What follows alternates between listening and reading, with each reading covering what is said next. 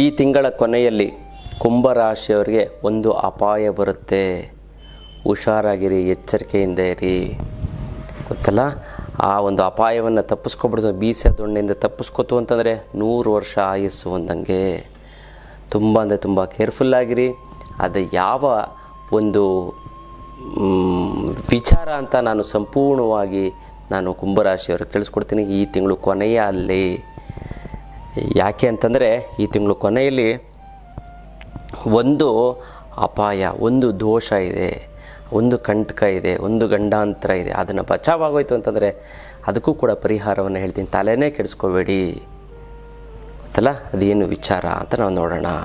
Online class, ವಿಶೇಷವಾದಂಥ ಒಂದು online class. ಈ ಒಂದು ಆನ್ಲೈನ್ ಕ್ಲಾಸಲ್ಲಿ ಏನಿದೆ ಅಂತಂದರೆ, ನಿಮ್ಗೆ ಜೀವನದಲ್ಲಿ ಯಾವ ರೀತಿ ಬದುಕಬೇಕು, ಮತ್ತು ಜನವಶೀಕರಣ, ಧನವಶೀಕರಣ, ಇರುವಂತಹ ದುಡ್ಡನ್ನು ಫಸ್ಟ್ ದುಡ್ಡು ಬರೋಗೆ ಏನು ಮಾಡಬೇಕು, ಮತ್ತು ಇರುವಂಥ ದುಡ್ಡನ್ನು 10 ರೂಪಾಯಿನ 100 ರೂಪಾಯಿ, 100 ರೂಪಾಯಿಂದ 1000 ರೂಪಾಯಿ, 1000 ರೂಪಾಯಿಂದ 1,00,000 ರೂಪಾಯಿ ಹೇಗೆ ಮಾಡೋವಂಥದ್ದು, ದುಡ್ಡನ್ನು ಯಾವ ರೀತಿ ಬಳಸಬೇಕು, ಯಾವ ರೀತಿ ಉಳಿಸ್ಬೇಕು, ಮತ್ತು ಯಾವ ರೀತಿ ಗಳಿಸ್ಬೇಕು, ಜನರನ್ನು ಕೂಡ ಯಾವ ರೀತಿ ಉಳಿಸ್ಕೋಬೇಕು, ಮತ್ತು ತುಂಬ ಜನ ಫ್ರೆಂಡ್ಸ್ ಇತ್ತು ಅಂತಂದರೆ ನಿಮಗೆ 1 ಕೋಟಿ ರೂಪಾಯಿ ಇದ್ದಂಗೆ ಯಾರೋ ಸಹಾಯ ಮಾಡ್ತಾರೆ. ಅದರ ಜನಾಕರ್ಷಣೆ ಹೇಗೆ ಮಾಡಬೇಕು, ಜನವಶೀಕರಣವನ್ನು ಯಾವ ರೀತಿ ಮಾಡಿಕೊಂಡು ನಾವು ಜೀವನವನ್ನು ಒಂದು ಸುಗಮಗೊಳಿಸ್ಕೋಬೇಕು ಅನ್ನೋದನ್ನು ಆನ್ಲೈನ್ ಕ್ಲಾಸಸ್ ಇರುತ್ತೆ. ನೀವು ಡೈರೆಕ್ಟಾಗಿ ನಾನು ಹೇಗಿದೆ ನಾವು ಮಾತಾಡ್ತೀವಿ, ನೀವು ಡೈರೆಕ್ಟಾಗಿ ಅದರಲ್ಲೂ ಕೂಡ ನಿಮ್ಮ ಪರ್ಸನಲ್ ವಿಚಾರಗಳನ್ನು ನನ್ನ ಭೇಟಿಯಾಗಕ್ಕೆ ಒಂದು ಕ್ಲಾಸ್ ಅಟೆಂಡ್ ಮಾಡಿ ಜ್ಞಾನವನ್ನು ತಿಳ್ಕೊಂಡು ನಿಮ್ಮ ಸಮಸ್ಯೆಗಳನ್ನು ಕೂಡ ಅಲ್ಲೂ ಕೂಡ ಬಗೆಹರಿಸ್ಕೋಬೋದು. ಎಲ್ಲ ರೀತಿಯಂಥ ವಿಚಾರಗಳನ್ನು ತಿಳಿಸ್ಕೊಡ್ತಾ ಹೋಗ್ತೀನಿ. ಝೀರೋ ಇರೋಂಥ ವ್ಯಕ್ತಿ ಈ ಆನ್ಲೈನ್ ಕ್ಲಾಸ್ ಅಟೆಂಡ್ ಮಾಡಿ ಹೀರೋ ಆಗಿರೋಂಥ ಉದಾಹರಣೆಗಳೆಲ್ಲ ನಾವು ನಮ್ಮ ಆಶ್ರಮಕ್ಕೆ ಬಂದು ನೀವು ನೋಡ್ಬೋದು. ಅಂಥ ಒಂದು ಅದ್ಭುತವಾದಂಥ ಒಂದು ಆನ್ಲೈನ್ ಕ್ಲಾಸು, ಜನ ಮತ್ತು ಧನವಶೀಕರಣ. ಇದಕ್ಕೂ ಕೂಡ ನೀವು ಹೆಸರನ್ನು ಬರೆಸಿ ಈ ಒಂದು ಕ್ಲಾಸಸನ್ನು ಕೂಡ ನೀವು ಅಟೆಂಡ್ ಮಾಡ್ಬೋದು.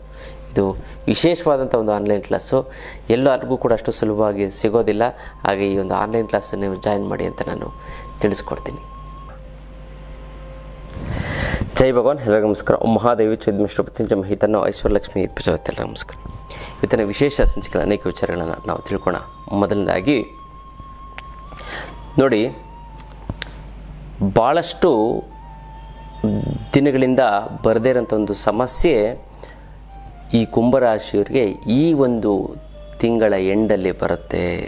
ಎಂಡ್ ಅಂತಂದರೆ 15ನೇ ತಾರೀಕು ಮೇಲೆ ಸ್ಟಾರ್ಟ್ ಆಗುತ್ತೆ. ಅದು ಏನೇನು ಅಂತ ನಾನು ತಿಳಿಸ್ಕೊಡ್ತೀನಿ. ಅದಲ್ಲ, ಇದು ಅಪಾಯದ ಸಂಕೇತಗಳನ್ನು ಕೊಡ್ತಾ ಹೋಗುತ್ತೆ. 15ನೇ ತಾರೀಕು ಮೇಲೆ ನೋಡಿ, ಜಾಗೃತೆಯಾಗಿರಿ. ಇದು ಎಚ್ಚರಿಕೆ ಅಷ್ಟೇ. ಇದರಿಂದ ಚಿಕ್ಕ ಸಮಸ್ಯೆನಾರು ಆಗ್ಬೋದು, ದೊಡ್ಡ ಸಮಸ್ಯೆನಾರು ಆಗ್ಬೋದು. ಪರಿಹಾರವನ್ನು ಹೇಳ್ಬೇಕು. ಪರಿಹಾರವನ್ನು ಹೇಳೋದಕ್ಕೆ ನಾನು ಇದನ್ನು ತಿಳಿಸ್ಕೊಡ್ತಾ ಇರೋಂಥದ್ದು. ಗೊತ್ತಲ್ಲ, ಹಠಾತ್ ಸಮಸ್ಯೆ ಆಗುತ್ತೆ, ಇದ್ದಕ್ಕಿದ್ದಂಗೆ ಸಮಸ್ಯೆ ಆಗುತ್ತೆ ಗೊತ್ತಲ್ಲ. ಯಾವುದೇ ಕಾರಣವಿಲ್ಲದೆ ಕೆಲಸ ಅಡ್ಡಿಯಾಗ್ಬಿಡುತ್ತೆ.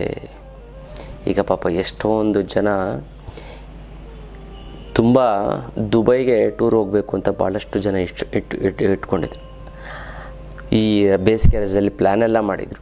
ಅದು ದುಬೈಯಲ್ಲೇ ಏನಾಗ್ತಾಯಿದೆ, ಸಡನ್ನಾಗಿ ಯುದ್ಧ ಒಂದು ನಂಬರ್ 1. ನಂಬರ್ 2, ಈಗ ಪ್ರೆಸೆಂಟ್ ಅಂದರೆ ಆಟೋಗಳಿಗೆ ಗ್ಯಾಸ್ ಸಿಗ್ತಾನೆ ಇಲ್ಲ. ಕ್ಯೂಗಳಗಟ್ಟಲೆ ಇದೆ. 1 ಕಿಲೋಮೀಟ್ರ್ 2 ಕಿಲೋಮೀಟ್ರು ಆಟೋ ಕ್ಯೂ ಇದೆ. ಒಂದೇ 10 ಪೆಟ್ರೋಲ್ ಬ್ಯಾಂಕಲ್ಲಿ ಒಂದೇ ಪೆಟ್ರೋಲ್ ಬ್ಯಾಂಕಲ್ಲಿ ಗ್ಯಾಸ್ ಸಿಗ್ತಾ ಇರೋವಂಥದ್ದು. ಗೊತ್ತಲ್ಲ, ಇದು ಒಂದು ದೊಡ್ಡ ಒಂದು ಸಮಸ್ಯೆ ಆಗ್ತದೆ. ಹಿಂಗೆ ಹಠಾತ್ತಾಗಿ ಚೆನ್ನಾಗೇ ಇರುತ್ತೆ, ಅಂದರೆ ಯಾವುದೋ ಒಂದು ಸಮಸ್ಯೆ ಬಂದು ಕಾಡುತ್ತೆ. ನಂಬರ್ 1 ಗೊತ್ತಲ್ಲ. ಇನ್ನೊಂದು, ನೆಗೆಟಿವ್ ಎನರ್ಜಿ, ಮನೆಯ ಒಳಗಡೆ ನೆಗೆಟಿವ್ ಎನರ್ಜಿಗಳು ಕಾಟ. ನೀವೆಲ್ಲ ಹೋಗಿರ್ತೀರ, ಯಾರೋ ಮಾತಾಡ್ತಾರೆ, ಅವರಿಂದ ನೆಗೆಟಿವ್ ಎನರ್ಜಿ ಬಂದು ನಿಮ್ಮಲ್ಲಿ ಸ್ಪ್ರೆಡ್ ಆಗುತ್ತೆ. ನಾನು ಹೇಳಿದ್ನಲ್ಲ, ನೆಗೆಟಿವ್ ಎನರ್ಜಿ ಯಾವ ರೀತಿ ಸ್ಪ್ರೆಡ್ ಆಗುತ್ತೆ ಅಂತ. ಆ ರೀತಿಯ ತುಂಬ ಜಾಗೃತೆಯಿಂದ ಇರಿ. ಮನೆಗೆ ಬಂದ ತಕ್ಷಣ ಕೈ ಕಾಲು ತೊಳ್ಕೊಳ್ಳಿ. ಮನೆ ಒಳಗಡೆ ಬರೀ ಆಚೆನೇ ಕೈ ಕಾಲು ತೊಳ್ಕೊಳ್ಳಿ, ಮುಖ ತೊಳ್ಕೊಂಡು. ಆಮೇಲೆ ಇನ್ನು ಬರಬೇಕಾಗಿರೋ ದುಡ್ಡು ಬರ್ತಾ ಇಲ್ಲ ಅಂತಂದರೆ, ಕೊಡೋರಿಗೆ ಕೊಡೋಕ್ಕಾಗ್ತಾ ಇಲ್ಲ ಅಂದರೆ, ಸಿಕ್ಕಾಪಟ್ಟೆ ಸಾಲ ಆಗಿತ್ತು ಅಂದರೆ, ಗುರುಗಳೇ ದುಡ್ಡು ನೀರು ಥರ ಖರ್ಚಾಗ್ತಾ ಇದೆ, ಎಲ್ಲಿ ಹೋಗ್ತಾಯಿದೆ ಎಲ್ಲಿ ಬರ್ತಾಯಿದೆ ಗೊತ್ತೇ ಆಗ್ತಾಯಿಲ್ಲ ಅನ್ನೋಂಥವ್ರಿಗೆ ಏಕೈಕ ರಾಮಬಾಣ ಅಂದರೆ ಅಷ್ಟಲಕ್ಷ್ಮಿ ಯಂತ್ರ. ಈ ಅಷ್ಟಲಕ್ಷ್ಮಿ ಯಂತ್ರವನ್ನು ಮನೆಯಲ್ಲಿ ಪ್ರತಿಷ್ಠಾಪನೆ ಮಾಡಿದ್ದೇ ಆಯಿತು ಅಂದರೆ, ಅದೆಂಥದ್ದೇ ಹಣಕಾಸಿನ ಸಮಸ್ಯೆ ಇದ್ದರೂ ಸಂಪೂರ್ಣವಾಗಿ ನಿವಾರಣೆ ಆಗಿಬಿಡುತ್ತೆ. ಸಾಲ ಸೋಲಗಳೆಲ್ಲ ಸಂಪೂರ್ಣವಾಗಿ ತೀರೋಗುತ್ತೆ. 6 ತಿಂಗಳಲ್ಲಿ ಅದೆಂಥದ್ದೇ ಸಾಲ ಇದ್ದರೂ ಕೂಡ ತೀರೋಗುತ್ತೆ. ಬೇಡ 1 ವರ್ಷ ತೊಗೊಳ್ಳಿ ಬಿಡಿ. ಬೇಡ 1 ವರ್ಷದಲ್ಲಿ ಒಂದು ಅರ್ಧ ತೀರೋದ್ರೂ ನೀವು ಎಷ್ಟೊಂದು ನಿರಾಳತೆ ಬಂದುಬಿಡ್ತದೆ. ಗೊತ್ತಲ್ಲ. ಈ ಒಂದು ಯಂತ್ರಕ್ಕೆ ಮುಟ್ಟು ಕಟ್ಟು ಚಟ್ಟು ಮಡಿ ಮೇಲಿಗೆ ಸೂತ್ಕ ಗೀತ್ಕ ವೆಜ್ಜು ನಾನ್ ವೆಜ್ಜು ಜಾತಿ ಗೀತಿ ದಿಕ್ಕು ಗೀಕು ಆ ಥರದ್ದು ಏನಿಲ್ಲ. ಇಟ್ಟ ಸಹ ಕೆಲಸ ದೇವ್ರ ಮಲ್ಲಾರು ಇಡ್ಬೋದು, ಬೀರ್ನಲ್ಲಾರು ಇಡ್ಬೋದು. ಪ್ರತಿದಿನ ಪೂಜೆ ಮಾಡಲೇಬೇಕು ಅಂತ ಏನಿಲ್ಲ. ಪೂಜೆ ಮಾಡಲಿಲ್ಲ ಅಂತಂದ್ರೂ ಕೂಡ ನಡೆಯುತ್ತೆ. ಜೊತೆಗೆ ಇದು ಕರ್ಮ ಕಳೆದಿದ್ರೆ ಮಾತ್ರ ತೊಗೊಳಕ್ಕಾಗೋದು. ಎಲ್ಲರ ಕೈಲೂ ಅಷ್ಟು ಸುಲಭವಾಗಿ ಬರೋದಿಲ್ಲ. ಸಂಕಲ್ಪ ಮಾಡ್ಕೊಳ್ಳಿ. 10ರಿಂದ 20 ಬಾರಿ ಸಂಕಲ್ಪ ಮಾಡಿಕೊಂಡ್ರೆ ಅದು ಹೇಗೋ ನಿಮ್ಮ ಮನೆ ಒಳಗಡೆ ಬರ್ತದೆ. ಸಾಕ್ಷಾತ್ ಮಹಾಲಕ್ಷ್ಮಿ ಯಂತ್ರದ ಮೂಲಕ ನಿಮ್ಮ ಮನೆಗೆ ಬಂದು ಸ್ಥಿರವಾಗಿ ನಿಲ್ತಾಳೆ. ಇನ್ನು ಈ ಅಷ್ಟಲಕ್ಷ್ಮಿ ಅಂತ ನಿಮ್ಮ ಮನೇಲಿ ಇತ್ತು ಅಂತಂದರೆ ಯಾವುದೇ ಕಾರಣಕ್ಕೂ ನೀವು ತಲೆ ಕೆಡಿಸ್ಕೊಳಕ್ಕೆ ಹೋಗ್ಬೇಡಿ. ಹಣಕಾಸನ್ನ ನೀವು ಮರೆತು ಬಿಡಿ, ಬೇರೆ ಬಗ್ಗೆ ನೀವು ಯೋಚನೆ ಮಾಡಿ.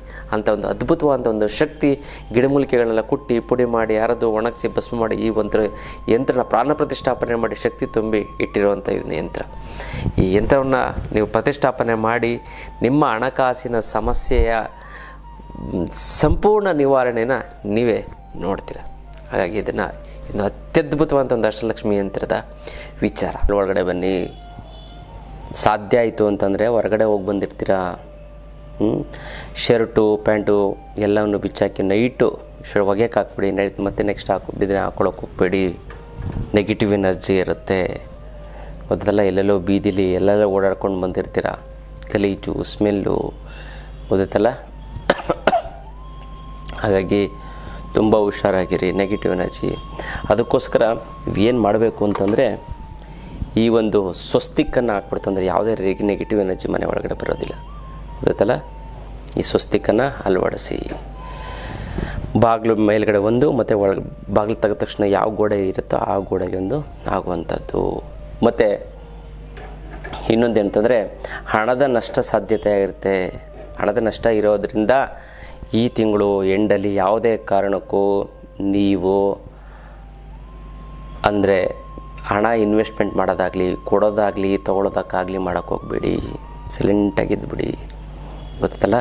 ಮನಸ್ಸಿನ ಒತ್ತಡ ಜಾಸ್ತಿ ಆಗ್ತಾ ಬರ್ತಿದ್ದಕ್ಕಿದ್ದಂಗೆ ಅನಗತ್ಯವಂತ ಚಿಂತೆ, ಬೇಜಾರು, ಕೋಪ, ಕಳವಳ, ಏನೋ ಒಂಥರ ಹಿಂಸೆ ಗೊತ್ತಲ್ಲ. ಮತ್ತು ಯಾವುದೇ ಕಾರಣಕ್ಕೂ ನೀವು ಒಂದು 4 ಜನ ಅಲ್ಲ, ಒಂದು ನಿರ್ಧಾರ 10 ಜನನ ಕೇಳಿ ನಿಧಾನಿಸಿ ನೀವು ನಿರ್ಧಾರವನ್ನು ತೆಗೆದುಕೊಂಡು ನೀವು ಮುಂದೆ ಹೋಗಿ. ಹಣಕಾಸಿನ ವಿಚಾರ ಆಯಿತು ಅಂತಂದರೆ, ಸಂಬಂಧಗಳ ವಿಚಾರ ಆಯಿತು ಅಂತಂದರೆ, ಯಾವುದೋ ಒಂದು ಹುಡುಗಿ ಸಿಕ್ತು ನನ್ನ ತಮ್ಮಂಗೆ ಅಂದ್ಬಿಟ್ಟು, ನಮ್ಮ ಅಣ್ಣಂಗೆ ಅಥವಾ ನನ್ನ ತಂಗಿಗೆ ಅಂತ ಅಂದ್ಬಿಟ್ಟು ಯಾವುದೋ ಒಂದು ಸಂಬಂಧ ಸಿಕ್ಬಿಡ್ತು ಅಂದ್ಬಿಟ್ಟು ನೀವು ಮದುವೆ ಮಾಡಿ ನಿರ್ಧಾರ ತಗೋತು ಅಂತಂದರೆ ಅವ್ರ ಜಗಳಗಳು ಮಾಡಿ ಎಂಗೇಜ್ಮೆಂಟ್ ಆಗಿ ಕ್ಯಾನ್ಸಲ್ ಆಗಿ ಈ ಥರದ್ದೆಲ್ಲ ಸಮಸ್ಯೆಗಳಾಗುತ್ತೆ. ದುಡುಕಬೇಡಿ. ಈ ಥರದ್ದು ಏನೇನೋ ಆಗುತ್ತೆ ಗೊತ್ತಲ್ಲ. ಮತ್ತು ತುಂಬ ಹತ್ತಿರ ಯಾರಿರ್ತಾರೋ ಹತ್ತಿರದವರಿಂದನೇ ಮೋಸ ಗೊತ್ತಲ್ಲ. ನೀವು ನಂಬಿದ ವ್ಯಕ್ತಿಯಿಂದಲೇ ಸಮಸ್ಯೆ ಕಾಡ್ತಾ ಬರುತ್ತೆ. ಬರುವಂಥ ಸಾಧ್ಯತೆಗಳು ತುಂಬ ಇದ್ದಾವೆ, 80% ಗೊತ್ತಲ್ಲ. ಯಾವುದೇ ಕಾರಣಕ್ಕೂ ನೀವು ಅತಿಯಾಗಿ ಒಬ್ಬರ ವ್ಯಕ್ತಿಯನ್ನು ನಂಬಕ್ಕೆ ಹೋಗ್ಬೇಡಿ. ಯಾವುದೇ ಒಂದು ವಿಚಾರದಲ್ಲಾಗಲಿ ಈ ತಿಂಗಳು ಗೊತ್ತಲ್ಲ. ಒಂದು ಅವರಿಂದ ಏನಾಗುತ್ತೆ, ಒಂದು ದೊಡ್ಡ ಎಡವಟ್ಟಕ್ಕೆ ಕಾರಣ ಆಗ್ತಾ ಬರುತ್ತೆ. ಸಣ್ಣ ವಿಚಾರ ದೊಡ್ಡದಾಗ್ಬಿಡ್ತದೆ. ಇದಕ್ಕೆ ಜಾಸ್ತಿ ಯಾರ ಹತ್ರನೂ ಮಾತಾಡೋಕ್ಕೆ ಹೋಗ್ಬೇಡಿ. ತುಂಬ ಕೇರ್ಫುಲ್ಲಾಗಿರಿ.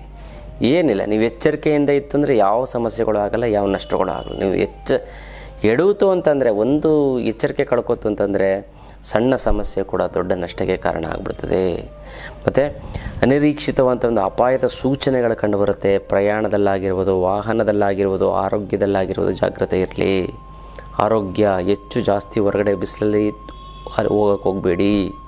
ಇನ್ನು ಆಧ್ಯಾತ್ಮ ಪಯಣ.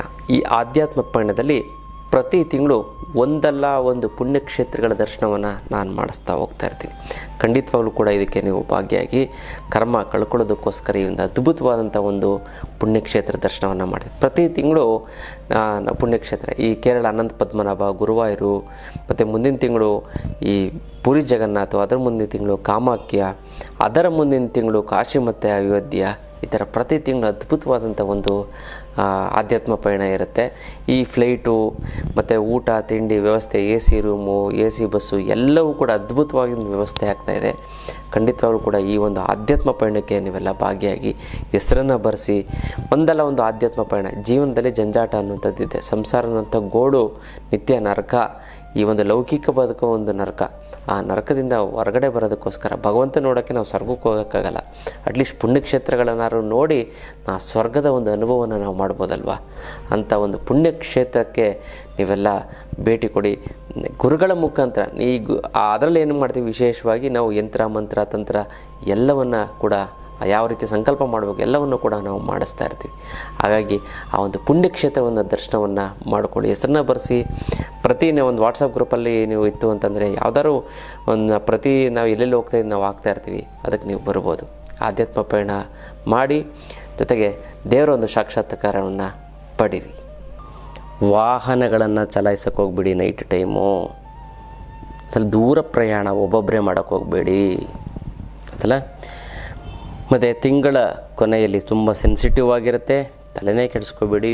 ನೀವೇನು ಮಾಡಿಬೇಕು, ಓಂ ದುಮ್ ದುರ್ಗಾಯ ನಮಃ ಅಂತ ಜಪ ಮಾಡಿ. ಜೊತೆಗೆ ಸಾಧ್ಯ ಆಯಿತು ಅಂತಂದರೆ ನೀವು ಕರಂಗಾಳಿ ಮಾಲೆಯನ್ನು ಹಾಕ್ಕೊಳ್ಳಿ, ದೃಷ್ಟಿದೋಷ ನಿವಾರಣೆ ಆಗ್ತಾ ಬರುತ್ತೆ.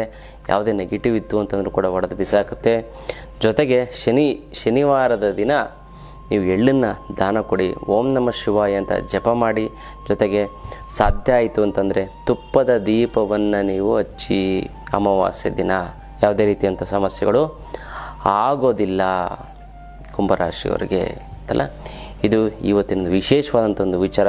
ಮತ್ತಷ್ಟು ವಿಚಾರಗಳನ್ನ ತಿಳ್ಕೊಳ್ಳೋಣ ಮುಂದಿನ ಸಂಚಿಕೆಯಲ್ಲಿ. ಮತ್ತು ಯಾರ್ಯಾರಿಗೆ ಒಳ್ಳೇದು ಆಗಬೇಕು ಅಂತ ಅಂದ್ಕೊಂಡಿದ್ದೀರೋ ಅವರೆಲ್ಲ ಕುಂಭರಾಶಿಯವರು ನಿಮ್ಮ ಹೆಸರನ್ನ ಕಮೆಂಟ್ ಮಾಡಿ. ಅಮ್ಮ ಮಹಾಲಕ್ಷ್ಮಿ ನಿನ್ನ ಆಶೀರ್ವಾದ ಸದಾ ನನ್ನ ಮೇಲೆ ಇರೋದಕ್ಕೆ ಶತಕೋಟಿ ನಮಸ್ಕಾರ ಅಂತ ಕಮೆಂಟ್ ಮಾಡಿ ಕಳಿಸಿ. ನಾನು ಸಂಕಲ್ಪವನ್ನು ಮಾಡ್ತೀನಿ, ತಂತ್ರವನ್ನು ಮಾಡಿ ಒಂದಕ್ಕೊಂದು ಸೇರಿ ತುಂಬ ಚೆನ್ನಾಗುತ್ತೆ, ಒಳ್ಳೆಯದಾಗ್ತಾ ಬರುತ್ತೆ. ಇದು ವಿಶೇಷವಂಥದ್ದು ತಂತ್ರದ ವಿಚಾರ. ನೆಕ್ಸ್ಟ್ ವಿಚಾರ ತಿಳ್ಕೊಳ್ಳೋಣ ಮುಂದಿನ ಸಂಚಿಕೆ. ಅಲ್ಲಿವರೆಗೂ